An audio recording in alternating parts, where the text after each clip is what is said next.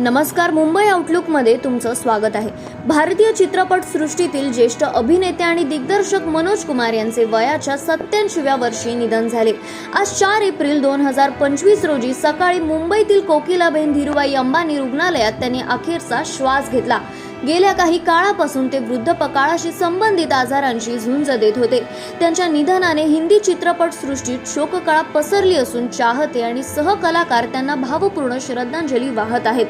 मनोज कुमार यांचा जन्म 24 जुलै 1937 रोजी ब्रिटिश भारतातील अबोटाबाद सध्याचे पाकिस्तान येथे हरिकृष्ण गिरी गोस्वामी या नावाने झाला. भारत पाकिस्तान फाळणीनंतर त्यांचे कुटुंब भारतात स्थलांतरित झाले. त्यांनी आपल्या कारकिर्दीत उपकार, शहीद, पूरब और पश्चिम, रोटी कपडा और मकान आणि क्रांती यांसारख्या देशभक्तीने प्रेरित चित्रपटांद्वारे प्रेक्षकांच्या मनावर ठसा उमटवला. या चित्रपटांमुळे त्यांना भारत कुमार ही ओळख मिळाली. त्यांच्या योगदानाची दखल घेत भारत सरकारने त्यांना 1992 मध्ये पद्मश्री आणि 2015 मध्ये दादासाहेब फाळके पुरस्काराने सन्मानित केले. उपकार या चित्रपटातील मेरे देश की धरती हे गीत आजही स्वातंत्र्य दिन आणि प्रजासत्ताक दिनी देशभरात गुंजते.